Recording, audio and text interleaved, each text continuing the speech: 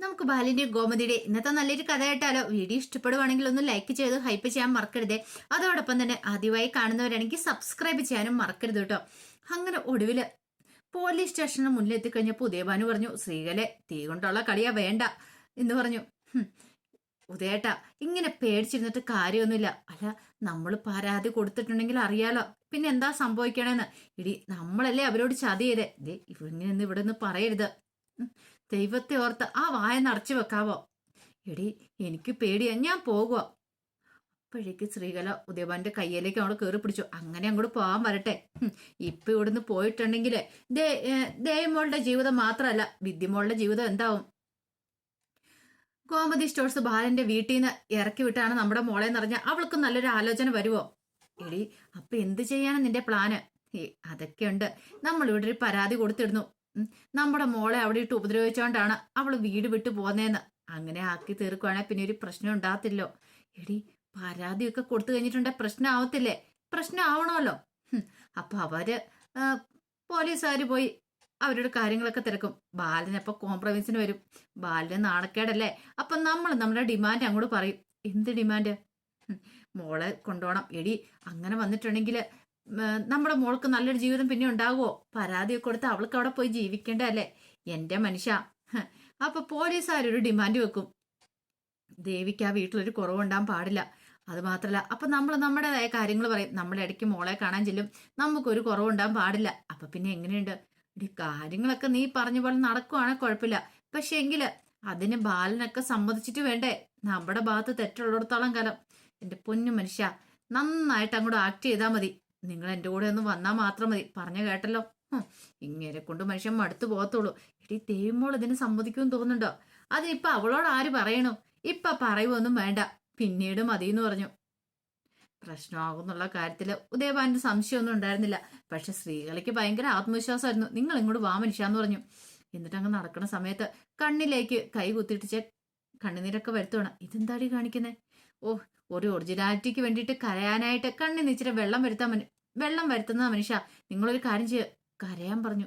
ഇടി, ഈ സമയത്തൊക്കെ കരയാൻ പറഞ്ഞു ഞാൻ എങ്ങനെ കരയാനാ? ഓ, നിങ്ങളെ കൊണ്ട് ഞാൻ മടുത്തോളൂ, ഇങ്ങോട്ട് വാ മനുഷ്യാന്ന് പറഞ്ഞു. അങ്ങനെ ഒടുവില സ്റ്റേഷനിൽ അങ്ങോട്ട് കയറി ചെല്ലുവാണ്. എന്റെ സാറന്മാരെ ഞങ്ങളെ രക്ഷിക്കണമെന്നും പറഞ്ഞുകൊണ്ട് അല്ലറി വിളിച്ചോണ്ടാണ് ശ്രീകല അങ്ങോട്ട് ചെല്ലുന്നത്. ഇതേ സമയത്ത് അകത്തിരുന്നിട്ട് പോലീസുകാരി ഫോൺ ചെയ്തോണ്ടിരിക്കുവാണ്. അതെ, ഞാൻ പറഞ്ഞത്രയും വേണം, അല്ലാതെ കാര്യങ്ങളൊന്നും നടക്കില്ല എന്ന് പറഞ്ഞു. അപ്പോഴാണ് അല്ലറി വിളിച്ചോണ്ട് ഉദയഭാനു ശ്രീകലയും കൂടെ അങ്ങോട്ട് ചെല്ലുന്നേ. എന്റെ മോളെ രക്ഷിക്കണം മാഡം, എന്റെ മോളെ രക്ഷിക്കണം, അവൾക്ക് നീതി വാങ്ങിച്ചരണമെന്നും പറഞ്ഞോണ്ട്. അപ്പോഴേക്കും അവർ പെട്ടെന്ന് ഫോൺ ഹോൾഡ് ചെയ്യണം. എന്താ കാര്യം? എന്റെ മോളെ കെട്ടിച്ചു വിട്ടിട്ട് അവൾക്കൊരു സ്വസ്ഥതയോ സമാധാനം ഇല്ല. ഇപ്പൊ അവള് വീട്ടിൽ വന്ന് നിൽക്കുക. അവളുടെ ജീവൻ എങ്ങനെയും രക്ഷിച്ചാൽ മതി അവളെന്നൊക്കെ പറഞ്ഞ് അലറി വിളിച്ചു കഴിഞ്ഞപ്പോഴത്തേനും അവരോട് നിങ്ങളൊന്ന് ഒച്ചപ്പാ ഉണ്ടാക്കുന്നത് സൈലന്റ് ആയിട്ട് നിന്നേ. അതെ, CI മാഡം ഇല്ല, മാഡം ഇത്തിരി കഴിയുമ്പോൾ വരും, അപ്പൊ മാഡത്തിനോട് പറഞ്ഞാൽ മതി എന്ന് പറഞ്ഞു. അപ്പോഴേക്കും ഉദയമാന ശ്രീകലയും കൂടെ ഇങ്ങോട്ട് മാറി നിന്നു. വീണ്ടും അവർ ഫോൺ ചെയ്യാനായിട്ട് തുടങ്ങി.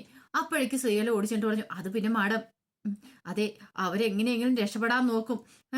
എന്റെ മോളെ കെട്ടിച്ചു വിട്ട ആ വീട്ടുകാര്. പക്ഷെ ഒരു കാരണവശാലും അങ്ങനെയൊന്നും സംഭവിക്കരുത് കേട്ടോ എന്ന് പറഞ്ഞു.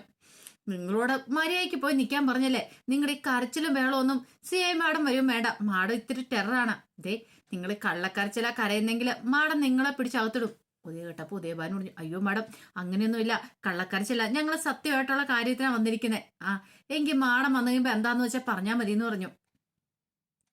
അപ്പോഴേക്കും ശ്രീകല ഉദയഭാനോട് പറഞ്ഞു, അതെ, ആ CI മാഡത്തിനോട് പറഞ്ഞിട്ട് കാര്യമുള്ളൂ, ഇവരോട് പറഞ്ഞിട്ട് കാര്യമൊന്നുമില്ല. ഉദയഭാനു പറഞ്ഞു, പിന്നെ ഒരു കാര്യമുണ്ട് ശ്രീകലെ, ആ മീനാക്ഷിയുടെ പേര് നമ്മൾ പരാതിയൊന്നും പറയണ്ട. നമ്മുടെ മോളെ കാണാനായിട്ട് വന്നേ, മോളോട് ഇത്രയെങ്കിലും സ്നേഹമുള്ള അവൾക്ക് മാത്രമല്ലേ ഉള്ളൂ. അപ്പൊ അവളുടെ പേര് നമ്മൾ ഒരു പരാതിയും പറയണ്ടെന്ന് പറഞ്ഞു. അങ്ങനെയെങ്കിൽ അങ്ങനെ. ഇത്തിരി കഴിഞ്ഞ് കഴിയുമ്പോഴത്തേനും CI മാഡം അങ്ങോട്ടേക്ക് വരുവാണ്. അവരെ കണ്ടു കഴിഞ്ഞപ്പോൾ ആ പോലീസുകാർ പെട്ടെന്ന് തന്നെ കോള് കട്ട് ചെയ്തു. എന്തൊക്കെയോ കള്ളത്തരങ്ങൾ കാണിച്ചുകൊണ്ടിരിക്കുവായിരുന്നു അവര്.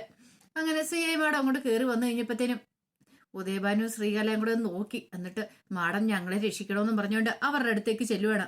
അപ്പോഴേക്കും CI ഇവരെ ഒന്ന് നോക്കി. എന്നിട്ട് അവിടെ ഇരുന്ന് അസോടിച്ച് എന്താന്ന് ചോദിച്ചു. അതെ, ഇവരുടെ മകളെ ഭർത്താവിന്റെ വീട്ടില് ഗാർഹിക പീഡനത്തിന് ഇരയാക്കിയെന്നൊക്കെയാണ് ഇവര് പറയണേന്ന് പറഞ്ഞു. അപ്പോഴേക്കും ശ്രീകല പറഞ്ഞു, മാഡം ശരിയാ മാഡം, ഞങ്ങളുടെ പരാതി സ്വീകരിക്കണം. ബാ അകത്തേക്ക് കയറി വരാൻ പറഞ്ഞു. അങ്ങനെ എന്ത് ചെയ്തു, പരാതി കേൾക്കാൻ വേണ്ടിയിട്ട് CI അവരെ അകത്തേക്ക് വിളിപ്പിച്ചു. അകത്ത് എന്ന് കഴിഞ്ഞപ്പോ ഇരിക്കാൻ പറഞ്ഞ് രണ്ടുപേരും കൂടി ഇരിക്കുവാണ്. എന്താ കാര്യം? എന്താന്ന് വെച്ചാ പറ. മാഡം, ഞങ്ങളുടെ മോളെ രക്ഷിക്കണം. അതിന് കാര്യം എന്താ വെച്ചാൽ പറഞ്ഞാലേ അറിയാൻ പറ്റുള്ളൂ. അതെ, ഞങ്ങളുടെ മോളെ കെട്ടിച്ചു വിട്ടിട്ട് അന്ന് മുതലുള്ള പീഡനമായിരുന്നു ഭർത്താവിന്റെ വീട്ടില്. ഈ പീഡിപ്പിച്ചെന്ന് പറഞ്ഞിട്ടുണ്ടെങ്കിൽ ആരാ ആരാ പീഡിപ്പിച്ച ഭർത്താവാണോ? ഭർത്താവ് മാത്രമല്ല, ഭർത്താവിന്റെ അച്ഛനും അമ്മയൊക്കെ. അങ്ങനെ ശാരീരിക പീഡനം ഉണ്ടായിരുന്നോ? അത് അപ്പോഴേക്കും ഉദയഭാനു പറഞ്ഞു, "ഹും, എല്ലാ തരത്തിലുള്ള പീഡനം ഉണ്ടായിരുന്നു." അല്ല, അങ്ങനെ അവര് പറഞ്ഞോ? പെൺകുട്ടി പറഞ്ഞോ എന്ന് ചോദിച്ചു. "ഹും, അവള് ഞങ്ങളോട് ആദ്യം ഒന്നും പറഞ്ഞില്ല മാഡം. അവൾക്ക് പേടിയായിരുന്നു പറയാനായിട്ട്. കാരണം ഞങ്ങൾ വിഷമിക്കില്ലോ എന്ന് ഓർത്തിട്ട് അവളെല്ലാം മറച്ചു വെച്ചു. പിന്നീടാണ് ഞങ്ങൾ കാര്യങ്ങൾ അറിഞ്ഞത്. അല്ല, എന്തിനു വേണ്ടിയിട്ടാ ഇങ്ങനെയൊക്കെ ചെയ്തോണ്ടിരുന്നേ? അവന് വേറെ വിവാഹം കഴിക്കണം. ഉം. അവന് നല്ലൊരു പെൺകുട്ടിയെ, കോടീശ്വരിയായ പെൺകുട്ടിയെ വിവാഹം കഴിക്കാൻ വേണ്ടിയിട്ട് ഞങ്ങളുടെ മോളെ അവിടെ ഇട്ട് പീഡിപ്പിച്ചുകൊണ്ടിരുന്നേ. അല്ല, ഈ കോടീശ്വരിയായ പെൺകുട്ടിയെ വിവാഹം കഴിക്കാൻ പോകുന്ന നിങ്ങളോട് ആരാ പറഞ്ഞത്?" "അല്ല, അത് പിന്നെ ഞങ്ങളതൊക്കെ അറിഞ്ഞു മാടെന്ന് ശ്രീകല പറഞ്ഞു." "അതെന്താണല്ലോ അറിയാതിരിക്കില്ലോ. അങ്ങനെ അറിഞ്ഞു. ഇപ്പോഴവരുടെ ഡിവോഴ്സ് നോട്ടീസും കൂടെ അയച്ചിരിക്കുന്നു." എന്നും പറഞ്ഞിട്ട് ഡിവോഴ്സ് നോട്ടീസ് കാണിച്ചു കൊടുക്കണം. അത് കണ്ടു കഴിഞ്ഞപ്പോഴത്തേനും സി എ മാഡം ചോദിച്ചു, "അല്ല, നിങ്ങൾ എന്തുകൊണ്ട് നേരത്തെ കംപ്ലൈന്റും കാര്യങ്ങളൊന്നും പറഞ്ഞില്ല?" "അത് പിന്നെ മോള് ഞങ്ങളോടൊന്നും പറഞ്ഞിട്ടില്ലായിരുന്നു പറഞ്ഞു ഇതിനെക്കുറിച്ചൊന്നും. അവൾ അവിടെ കുറെ അനുഭവിച്ചു." "അല്ല, എന്നോട്ടാ ഈ പീഡനം തുടങ്ങിയത്? ചെന്നതിന് ശേഷം, അവിടെ ചെന്ന് ഒത്തിരി കാലത്തിന് ശേഷമാണോ?" "ഏയ്, കുറച്ച് നാളുകൾക്ക് ശേഷം തുടങ്ങിയതാ മാഡം." "അല്ല, അവർ ശ്രീധരമായിട്ട് എന്താ ആവശ്യപ്പെട്ടേന്ന് ചോദിച്ചു." "അങ്ങനെയൊന്നുമില്ല. അവർക്ക് എന്തേലും വേണം, സ്വർണ്ണോ പണോ അങ്ങനെയൊക്കെ വേണം. അത് കുറഞ്ഞു പോയതിന്റെ പേരില്ല മാഡം." "അല്ല, നിങ്ങളുടെ മകൾക്ക് കുഞ്ഞുണ്ടോ?" സി എ കുറെ ചോദ്യങ്ങളാ ചോദിക്കുന്നേ. ചിലതിനൊക്കെ ഉത്തരം കിട്ടാതെ ഉദയഭാനും ശ്രീകലയും കൂടെ ഒന്ന് വിഷമിച്ചു. "കുഞ്ഞുണ്ടോന്ന് ചോദിച്ചു കഴിഞ്ഞപ്പോഴത്തേനും ഉദയഭാനു പറഞ്ഞു, ഇല്ല മാഡം, അവള് ഗർഭിണി ആയതായിരുന്നു. പക്ഷെ എന്ത് ചെയ്യാൻ പറ്റും? ആ കുഞ്ഞിനെ കാണാനുള്ള ഭാഗ്യം ഞങ്ങൾക്കുണ്ടായില്ല." "അതെന്താ, എന്താ സംഭവിച്ചെന്ന് ചോദിച്ചു. "ഉം, ആ കുഞ്ഞ് പോയി മാഡം എന്ന് പറഞ്ഞു." "ഏ, പോയെന്നോ?" "അതെ, ആ കുഞ്ഞിനെ പോലും കിട്ടിയില്ല." "അല്ല, നിങ്ങളപ്പ അറിഞ്ഞില്ലേ കാര്യങ്ങളൊക്കെ?" "ഞങ്ങൾ അറിഞ്ഞില്ല മാഡം.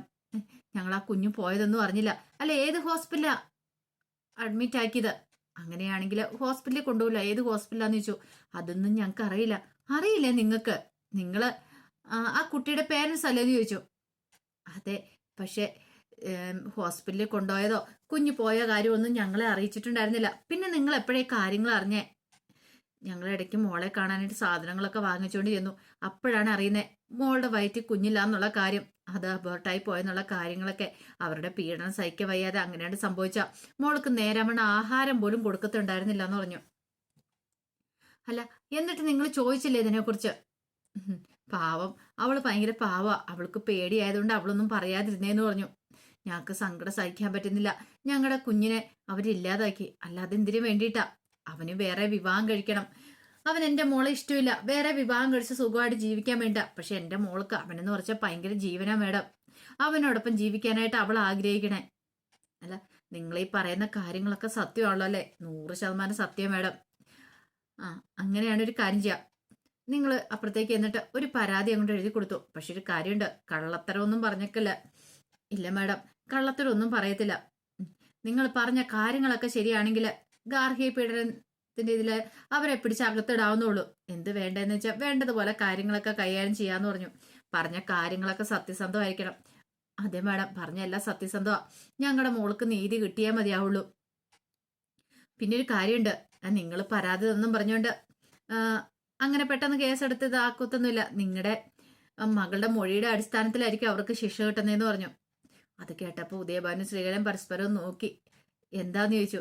ഒന്നുമില്ല. ഞങ്ങളുടെ മോളുടെ കാര്യം ഓർത്തിട്ടാ. അവളിപ്പോ ആകെപ്പാടെ വല്ലാത്തൊരു മാനസികാവസ്ഥയിൽ കരഞ്ഞ് തളർന്ന് വീട്ടിലിരിക്കുക. അതുകൊണ്ടാന്ന് ഉദയഭാനു പറഞ്ഞു. എങ്കിൽ ശരി, കൊണ്ടേ കംപ്ലൈന്റ് എഴുതി കൊടുത്തേക്കാൻ പറഞ്ഞു." അങ്ങനെ അവര് കംപ്ലൈന്റ് എഴുതി കൊടുക്കാനും കൊണ്ട് പോയി. രണ്ടുപേർക്കും ഭയങ്കര സന്തോഷമായിരുന്നു. അതേസമയത്ത് ഗോമതി സ്റ്റോഴ്സിൽ പതുക്കെ തിരക്കുകളൊക്കെ ആയി തുടങ്ങിയിട്ടുണ്ടായിരുന്നു. രാമേട്ടൻ ബാലനോട് പറഞ്ഞു, "ബാല, നമ്മുടെ പഴയ കസ്റ്റമേഴ്സ് ഒക്കെ തിരിച്ചു വരാൻ തുടങ്ങിയെന്ന് പറഞ്ഞു." ബാലൻ ഇങ്ങനെ ആലോചിച്ചുകൊണ്ടിരിക്കുന്നുണ്ടപ്പോ രാമേട്ടൻ ചോദിച്ചു, "എന്താ ബാല, നീ എന്താന്നും മിണ്ടാത്തേന്ന് ചോദിച്ചു." "ഉം, വരട്ടെ രാമേട്ടാന്ന് പറഞ്ഞു. പിന്നെ ധർമ്മനെ കുറ്റപ്പെടുത്തേണ്ട കാര്യമില്ല. നീ അവനെ കണ്ടായിരുന്നോന്ന് ചോദിച്ചു." ബാലമില്ലാന്ന് പറഞ്ഞു. അപ്പോഴേക്കും രാമേട്ടൻ പറഞ്ഞു, "അവൻ പാവാടാ. ശരിക്കും പറഞ്ഞാൽ അവനെ ആ അച്യുതവർമ്മ പെടുത്തിയതാന്ന് പറഞ്ഞു. ഉം, അവിടെ ഉദ്ഘാടനത്തിന് അന്നാണ് അവൻ അറിയുന്നത് ഇവിടെ ആ കടയെന്നുള്ള കാര്യങ്ങളൊക്കെ അറിഞ്ഞത്. പാവം, ഇന്ദിരാമ്മയുടെ ഫോഴ്സും കൂടെ ആയി കഴിഞ്ഞപ്പോൾ ഇന്ദിരാമ്മയും കൂടെ പറഞ്ഞു കഴിഞ്ഞപ്പോഴത്തേനും അവൻ എന്ത് ചെയ്യണമെന്ന് അറിയണ്ടായിരുന്നില്ല. അതുകൊണ്ടാണ് അവൻ എന്നെ സമ്മതിച്ചതെന്ന് പറഞ്ഞു."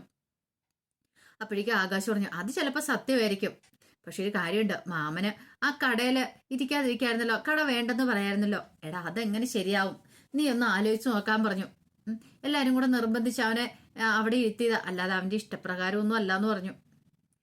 അങ്ങനെ അവർ സംസാരിച്ചുകൊണ്ടിരിക്കുന്ന സമയത്ത് ആനന്ദ് വല്ലാതെ നിൽക്കുന്നുണ്ടു. എന്താടാ ആനന്ദേ, നിനക്കിത് എന്ത് പറ്റിയെന്ന് ബാലൻ ചോദിച്ചു. ഒന്നുമില്ല അച്ഛാ. എന്തെങ്കിലും പ്രശ്നമുണ്ടോ? പ്രശ്നമൊന്നുമില്ല. അപ്പോഴേക്കും ആര്യൻ അങ്ങോട്ട് വന്നു. ആര്യനെ കണ്ടു കഴിഞ്ഞപ്പോ രാമേട്ടൻ പറഞ്ഞു, ആഹാ ഇതാര്, എത്ര നാളായി ഒന്ന് കണ്ടിട്ട്, ഇന്ന് മിക്കവാറും നന്നായിട്ടൊരു വേലി തെളിയുന്നൊക്കെ പറഞ്ഞു. ആര്യം പറഞ്ഞു, രാമേട്ടന് സുഖമല്ലേ, പിന്നെ ആണോന്നോ. അങ്ങനെ ആരിനകത്തേക്ക് വന്നിട്ട് ആനന്ദോട് പറഞ്ഞു, ആനന്ദേട്ടൻ ഇങ്ങോട്ട് വന്നിന്ന് സംസാരിക്കട്ടെ. ഇതെന്താടാ, ഞങ്ങളൊന്നും അറിയാൻ പാടില്ലാത്ത രഹസ്യമാണെന്ന് രാമേട്ടൻ ചോദിച്ചു.